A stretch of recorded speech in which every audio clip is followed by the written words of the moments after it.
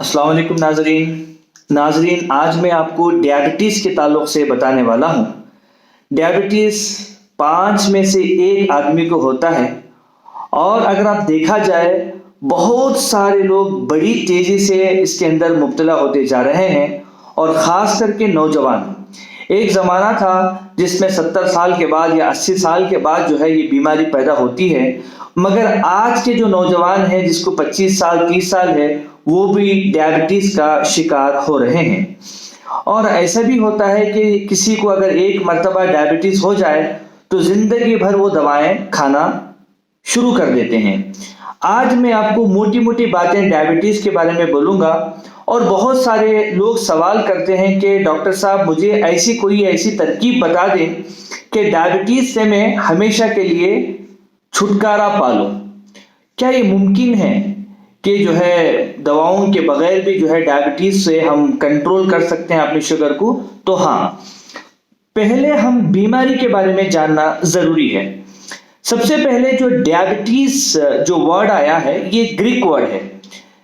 Greek में जो है डियाबैनमो एक वर्ड आया है जिसके माने हैं खारिज होने के या निकल जाने के, यानी पेशाब में शुगर के खारिज होने को ग्रीक के अंदर डियाबैनमो कहा जाता है।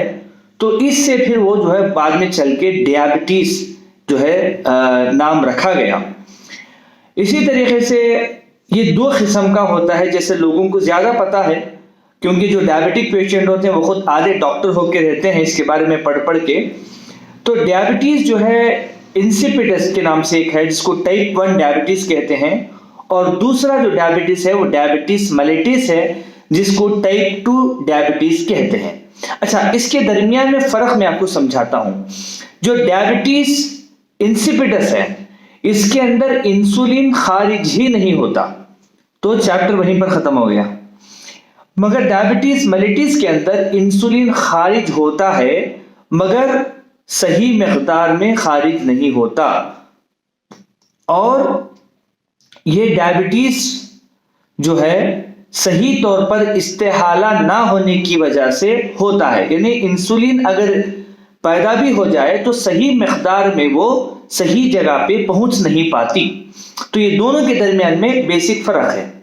अब यूनानी के कॉन्सेप्ट के हिसाब से ये एक मिजाज का बीमारी है, यानी जैसे हमारा यूनानी कॉन्सेप्ट है कि मिजाज होता है गर्म व खुश्क, सर्दो खुश्क और गर्मोतर।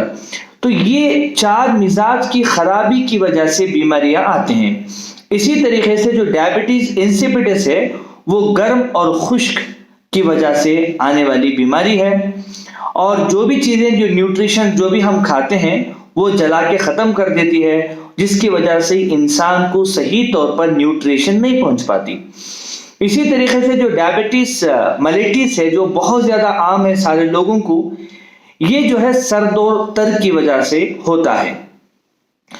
ये जो है एक बारिद यानी सर्द जो है मिजाज के लोगों को होता है। तो यूनानी कॉन्सेप्ट के मुताबिक ये है कि गुर्दे जब बहुत ज़्यादा गर्म हो जाते हैं तो हमारी बीमारी के हमारे किडनी के अंदर जब खराबी पैदा हो जाती है तो ये जो डायबिटीज़ की बीमारी है डायबिटीज़ मेलिटस जो है पैदा होता है कि जो भी हम पानी पीते हैं वगैरह वगैरह वो इमीडिएटली गुर्दों को जाके इमीडिएटली वो यूरिन से खारिज हो जाता है, और इसकी वजह यह है कि गुर्दे गर्म हो जाना, और ये बीमारी का जो मिजाज है वो सर्द और तर है। इस वजह से मरीज को बार बार जो है पेशाब आता है और बेहद प्यास लगती है। इसी तरीके से अगर देखा जाए कि डायबिटीज़ मेलिटस को यूनानी में ज़ियाबिटिस शक्री भी कहते हैं, और डायबिटीज़ इंसिपिडस को ज़ियाबिटिस गैर शक्री, क्योंकि यूरिन के अंदर कभी कभी जो है ये शुगर निकलता है और दिखता है, इस वजह से उसका नाम ज़ियाबिटिस जो है शक्री भी रखा गया है। अब वो ये जो ग्लूकोज है, लोग कहते हैं कि डॉक्टर साहब आप मुझे ऐसी दवा दे दो कि मुझे जो है ग्लूकोज ही ना बने या जो है शुगर ही ना बने, या ऐसी कोई दवा बना दो जिसके अंदर मेरे बॉडी के अंदर शुगर ही ना हो। तो पहले आपको मैं चीज समझाता हूं कि शुगर ये बेहद जरूरी है, ग्लूकोज बेहद जरूरी है हमारे बॉडी के लिए, क्योंकि हम जो भी खाते हैं, जो भी पीते हैं, जब उसके अंदर शुगर रहेगा, शुगर ही जो है ग्लूकोज से ग्लाइकोजन में कन्वर्ट होता है और फिर वो एनर्जी में तब्दील होता है, जिसके जरिए से हम बात करते हैं, हम चलते फिरते हैं, हम सारे जो है दिन और रात के काम करते हैं, वो जो है एनर्जी की वजह से ही होता है। यानी हमारे बॉडी के अंदर ग्लूकोज बेहद जरूरत है, हम कंप्लीट इसको खत्म नहीं कर सकते। हाँ, अगर ये बहुत ज्यादा बढ़ जाता है तो ये बाद में क्या करता है, हमारे अंदर धीरे धीरे जब शुगर लेवल बढ़ जाता है तो एक के बाद जो है गुर्दों को, जिगर को, यूरिनरी ब्लैडर को हर किस्म से कमजोर करता है और बाद में धीरे धीरे फेल करना जो है शुरू कर देता है। अब डायबिटीज होती कैसे है? खासकर मॉडर्न तरीके में पैनक्रियास का बड़ा रोल है, मगर पैनक्रियास के बारे में अगर हम डीप स्टडी करते हैं तो सिर्फ पैनक्रियास जो है सिर्फ इंसुलिन ही खारिज नहीं करती, क्योंकि पैनक्रियास एक ऐसा ग्लैंड है जो एक्सोक्राइन भी है और इंडोक्राइन भी है, यानी वो बाहर भी जो है हार्मोन को खारिज करती है और अंदर भी हार्मोन को खारिज करती है। तो बाहर क्या करती है उसके बारे में आपको शॉर्ट में समझाता हूं। तकरीबन 99% जो हार्मोन जो पैनक्रियास से खारिज होते हैं वो डाइजेस्टिव एंजाइम है, यानी हजम करने के लिए जो एंजाइम जरूरी है वो पैनक्रियास से 99% प्रोड्यूस होता है। ये बहुत सारे लोगों को नहीं पता और खासकर बहुत सारे डॉक्टर्स को भी जो है ये चीज का पता नहीं होता। वो सिर्फ पैनक्रियास के माने इंसुलिन पे जाते हैं, बल्कि पैनक्रियास का जो बड़ा फंक्शन है, जो कि जो एक्सोक्राइन जो फंक्शन है, वो डाइजेस्टिव की जो एंजाइम्स को खारिज करता है। इसी तरीके से डायबिटीज का जो एंडोक्राइन सिस्टम है जो अंदर खारिज करता है, वो उनमें से एक जो है इंसुलिन भी है, जो कि उसका काम सिर्फ 1% है।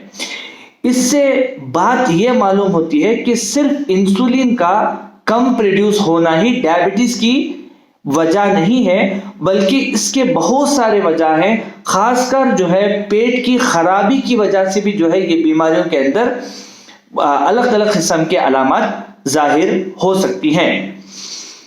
अब मैं आपको बताता हूं कि ये डायबिटीज का रीजन क्या है, क्यों आता है।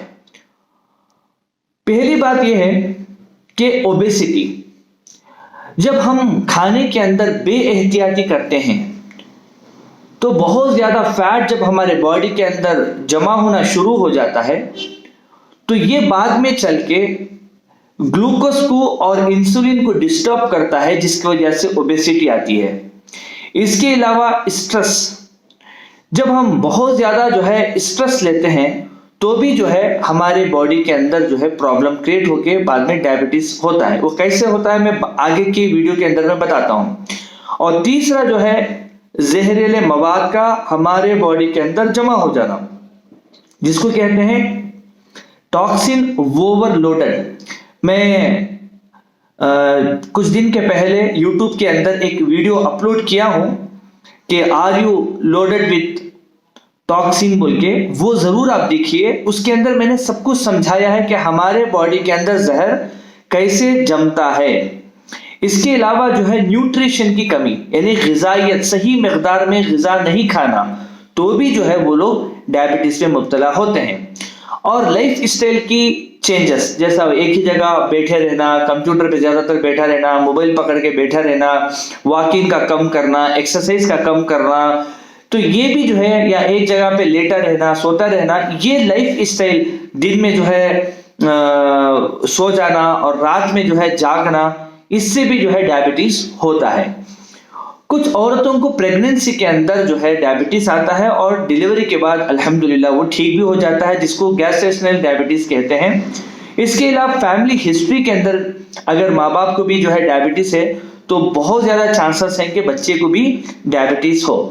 यूनानी कॉन्सेप्ट के हिसाब से गुर्दे की गर्मी की वजह से पैदा होने वाली एक बीमारी है। जब गुर्दे जो है अपना अमल सही तौर पर करते हैं तो शुगर लेवल भी नॉर्मल आ जाती है।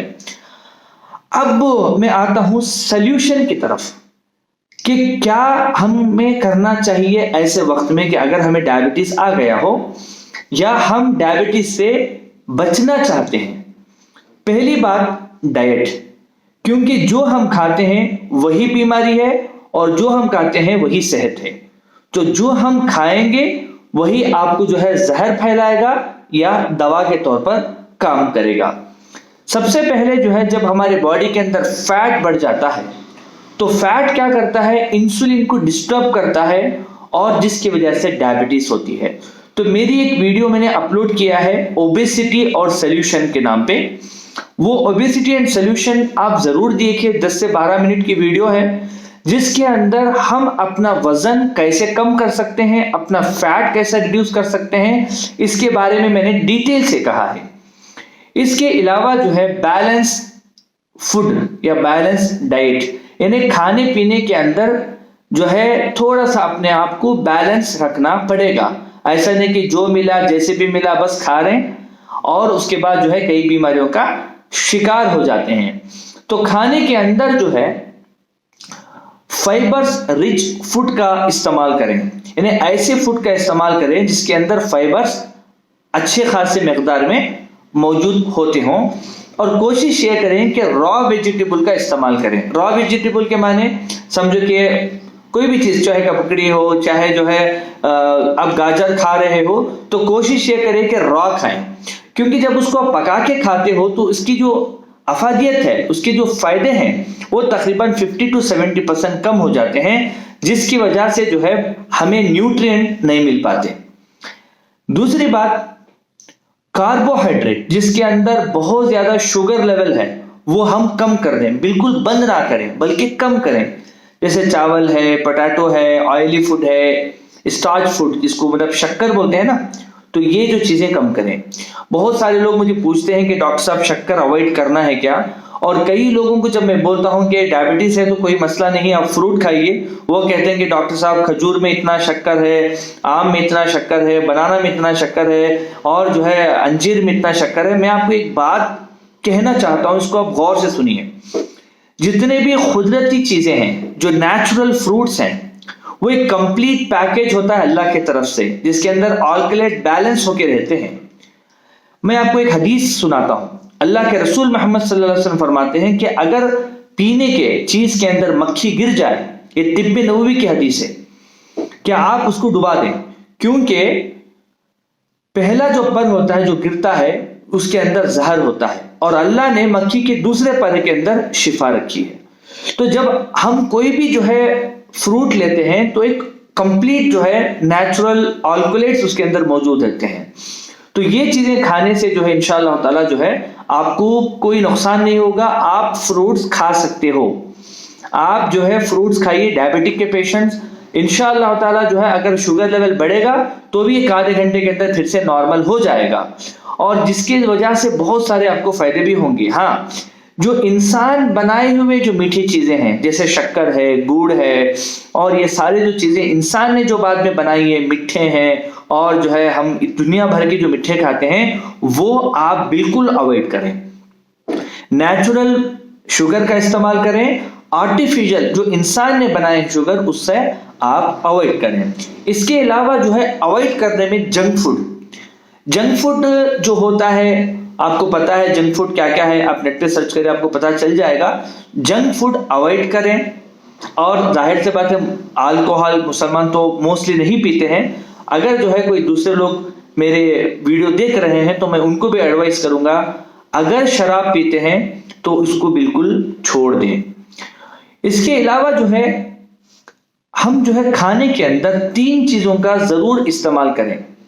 एक है फिलफिल दराज जिसको काली मिर्ची कहते हैं या मोटी काली मिर्ची कहते हैं। दूसरा जीरा, तीसरा लहसुन। ये 3 चीजें बहुत ही ज्यादा फायदा करने वाली हैं डायबिटीज के अंदर। इसको आप अपने खाने में इस्तेमाल करें। ऐसा नहीं कि तीनों का आपने नुस्खा बना लिया और शुरू कर दिया, नहीं, बल्कि इसको खाने के अंदर लहसुन को, जीरा को और काली मिर्ची का इस्तेमाल करिए, ये बेहद फायदा करता है। अब दूसरा जो है सॉल्यूशन, डाइट के बाद स्ट्रेस लेवल। मैंने पहले भी कहा था आपको कि जो स्ट्रेस है, जब हम स्ट्रेस लेते हैं तो हमारे दिमाग से कॉर्टिसोल नामी एक हार्मोन रिलीज होता है, जो कि पैनक्रियास से रिलीज होने वाले बीटा सेल्स को डिस्टर्ब करता है। और ये जो बीटा सेल क्या करता है, ग्लूकोज को नॉर्मल रखने में मदद करता है। तो जैसे हम स्ट्रेस लेते हैं तो जो कॉर्टिसोल रिलीज होकर बीटा सेल्स को डिस्टर्ब करता है, जिसकी वजह से ग्लूकोज इम्बैलेंस हो जाता है। तो इसके लिए करना क्या है, एक्सरसाइज करिए, मेडिटेशन करिए, वॉकिंग करिए और अल्हम्दुलिल्लाह दिल खोल के लोगों से बात करिए।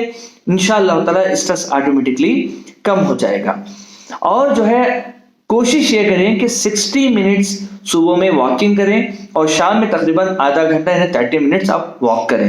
ये बेहद आपको इंशाअल्लाह ताला फायदा करने वाली चीजें हैं।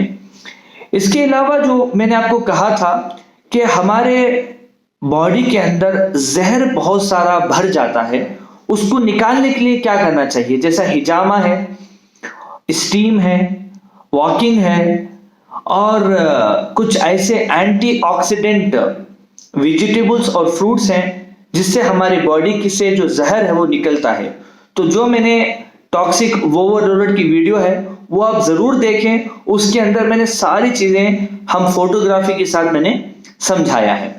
इसके अलावा जो है बहुत सारे लोग डायबिटीज में अगर मुब्तला हैं और बहुत सारे जो है इंग्लिश मेडिसिन ले रहे हैं और उससे बचना चाहते हैं, तो यूनानी कॉन्सेप्ट के हिसाब से ये गुर्दों की गर्मी को जब तक हम कम नहीं करेंगे, शुगर लेवल जो है हमारा सही नहीं होगा और यूरिन में जो है बार बार जो है ग्लूकोज भी आएगा और जो है बहुत सारे नुकसान होंगे। यूनानी के अंदर जो है गुर्दों को ताकत देने के लिए और जिगर की इस्लाह करने के लिए और जो टॉक्सिक जो चीजें हैं उसको निकालने के लिए भी दवाएं दी जाती हैं। आप एलोपैथिक मेडिसिन के साथ साथ यूनानी मेडिसिन इस्तेमाल करके धीरे धीरे बाद में एलोपैथिक मेडिसिन आप इंशाअल्लाह ताला अवॉइड कर सकते हैं। ये डिपेंड करेगा, आप डॉक्टर से कंसल्ट करें और उसके बाद जो है अल्हम्दुलिल्लाह आप जो है इन फ्यूचर आप स्टेप उठा लें। यूनानी के अंदर कुछ जड़ी बूटियां हैं जिसके बारे में मैं बताता हूं जो डायबिटीज के लिए बेहद फायदा करती हैं। जैसे तुख्मे जामुन यानी जामुन की जो सीड्स हैं वो शुगर लेवल को नॉर्मल करने के लिए बेहद फायदा करती हैं। करेला, बरगी नीम यानी नीम के पत्ते, गुड़मार बूटी, इसी तरीके से सब्जी के बीज जिसको बैसिल सीड कहते हैं, बरगे कासनी यानी सफूफे कासनी के नाम पे भी मिलता है ये, कलौंजी, एलवा यानी जो एलोवेरा जिसको कहते हैं उसमें से मगज निकालते हैं, इसको एलवा कहते हैं, आंवला ये आपको पता है और सतीगिलो। तो ये तकरीबन 10 ऐसे जड़ी बूटियां हैं जो कि बेहद फायदा करती है डायबिटीज को नॉर्मल लाने के लिए भी और प्रिवेंशन के लिए भी, क्योंकि जिन लोगों को डायबिटीज होता है उनको कई किस्म के कॉम्प्लिकेशंस आना शुरू होते हैं। हालांकि शुगर लेवल नॉर्मल रहता है उसके बावजूद भी उसके कॉम्प्लिकेशंस आते हैं, जैसे आंखों की रोशनी में कमी हो जाना जिसको डायबिटिक रेटिनोपैथी कहते हैं, या कभी कभी जो है आंखों की जो रोशनी बिल्कुल कम हो जाती है। इसी तरीके से बाद में चल के डायबिटिक न्यूरोपैथी में तब्दील कर देता है, इन्हें बहुत सारा जो है रगों में दर्द होता है। जब शुगर बढ़ता है तो ऐसा चुभता है, खासकर ये शोल्डर पेन वगैरह। कई लोग ऐसे हमें शिकायत करते हैं और रोते हैं कि डॉक्टर साहब जब शुगर बढ़ता है तो ऐसा महसूस होता है कि ये हाथ को काट के रख दें, इतनी तकलीफ होती है रगों के अंदर सूजन होने की वजह से। ये डायबिटिक न्यूरोपैथी है। और ये जो पैरों के अंदर सुंद हो जाना, दर्द हो जाना, ये भी जो है डायबिटीज के नुकसान के अंदर आती हैं। इसी तरीके से डायबिटिक नेफ्रोपैथी यानी डायबिटीज की वजह से अगर आप कंटिन्यूसली 12-13 साल मेडिकेशन में रहेंगे और 12-13 साल जो है जो शुगर लेवल जो है फ्लक्चुएशन होता रहेगा, तो बाद में ये जो है हो सकता है कि किडनी फेलियर के अंदर मुब्तला कर दें। क्योंकि ज्यादातर मैं किडनी फेलियर पेशेंट को देखता हूं तो उसका असल रीजन डायबिटीज होता है। अब जब किडनी फेल होने के बाद आते हैं, बोले कि डॉक्टर साहब किडनी फेल हो गए, क्रिएटिनिन 10 चला गया, यूरिया 200 चला गया, तो मैं आपसे गुजारिश करूंगा कि यूनानी मेडिसिन पहले से ही ले लें जब आपकी किडनी सेफ है, तभी से जो है डायबिटीज के लिए। और अल्हम्दुलिल्लाह ये अगर मैंने जो बताए हैं अगर इस पे आप अमल करोगे तो इंशाल्लाह ज़रूर ये सब कुछ नॉर्मल हो सकता है। अगर कोई जो चाहते हैं कि प्रॉपर तरीके से यूनानी मेडिसिन लेके अपने आप को ठीक करना, तो इंशाअल्लाह ताला जो है आप डॉक्टर यासर यूनानी हर्बल हॉस्पिटल को कांटेक्ट कर सकते हैं, अपने रिपोर्ट भी भेज सकते हैं, हमें फ़ोन में भी बात कर सकते हैं, व्हाट्सएप पे भी आप मैसेज करके इंशाअल्लाह ताला अपने बारे में इल्म हासिल कर सकते हैं, अपनी बीमारी के बारे में बता सकते हैं। कि बस अल्लाह से दुआ है कि अल्लाह सुब्हानहू व तआला इस बीमारी से सबकी हिफाजत फरमाए और अल्लाह सुब्हानहू व तआला सबको सेहत और आफियत अता फरमाए। अस्सलामु अलैकुम व रहमतुल्लाहि व बरकातुहू।